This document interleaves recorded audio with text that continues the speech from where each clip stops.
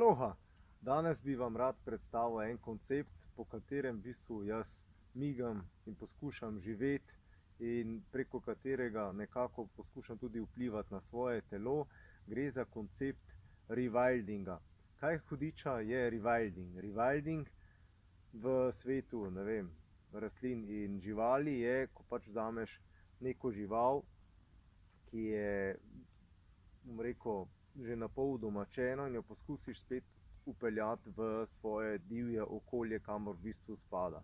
In v zadnjih letih se je tudi neka podobna tendenca pokazala pri človeku, torej pri ljudeh, da poskušamo adaptirati stvari, ki smo jih že počeli v preteklosti in jih spet vpeljati v našo vsakdanje življenje. In če pogledamo življenje naših prednikov, brez znanja bojevanja, golorokega bojevanja ali pa vsaj bazičnega znanja, kako vihteti eno palico, si tudi bolj težko preživel, če si se mogel braniti proti drugim plemenom, proti drugim ljudem, proti roparjem, proti divjim živalim in tako naprej. Tako da to znanje je sigurno dragoceno in zato se tudi ukvarjam z borilnimi športi in borilnimi veščinami in jih tudi na ta način poučujem. In če pogledamo naši predniki so ogromno hodili bosi, in jaz verjamem, da je to zdravo početje. Zdaj znanstvenih raziskav so ali niso, mi je v bistvu čisto vseeno, zaradi tega, ker samo pomislimo, kako imenujemo zemljo. Torej, gre za mati zemljo in če hočeš biti v stiku z materjo, je pač fajn, če je to koža na kožo, ne pa še neka plastika ali pa guma vmes, tako je to pri današnjih čevljih, pač se to dogaja.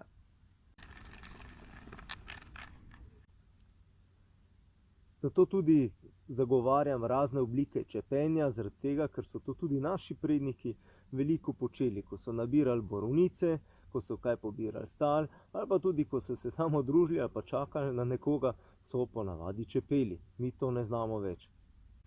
Vem, da je enim smešno, ko objavljam videe, kako plezam po drevesih in visim in binglam še, ne vem, po vejah in drogovih, ampak če pogledamo naše prednike, tudi oni so mogli, če so hteli priti do meda tam v krošnji, so mogli splezati gor.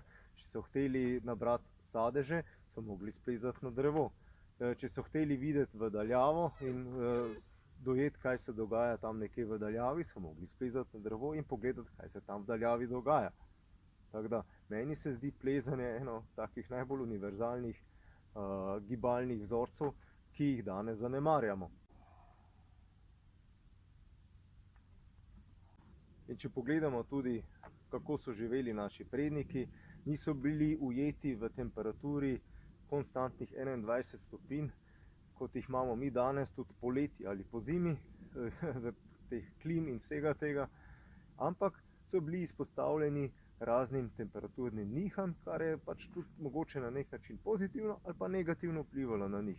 Zdaj, če si pa skozi ujet v neki ravnini, temperaturni ravnini, bom rekel, potem ne vem, če je to dobro, kajti ko smo hodili spat, je bila vedno temperatura nižja, torej temperatura okolice je bila vedno nižja, ko smo hodili spat. Danes pa nabijemo, ne vem, 25 stopinj v stanovanju, zato da lahko tudi potem po noči spimo totalno na toplem, kar je zame zgrešeno. Zame mora biti po noči bolj hladno, kot pa je bilo podnevi. Če že imamo radiator, lahko tudi s tem reguliramo in imamo po noči bolj mrzlo in bomo verjetno boljše spali, ker tako so spali naši predniki. Tako da, kot vidite, jaz se ukvarjam z gibanjem in s telesom, precej iz te perspektive rewildinga in zaradi tega sem verjetno tudi glede tega pogleda na gibanje bistveno bolj drugačno od vseh ostalih trenerjev in športnih pedagogov. Ali to pomeni, da je najbolje, da gremo spet živeti v kameno dobo? Ne, sploh ne. Ampak vzamemo to, kar je dragocenega iz preteklosti in kar nam je služilo, in prenesimo ta znanja v današnjo dobo. In to je vse. To je v bistvu to, kar jaz počnem. Sem Robert Lisac, malo drugačen profesor športne vzgoje in trener borilnih veščin. Če vam je, obiščite mojo spletno stran www.otelesu.com. Se vidimo jutri. Čau!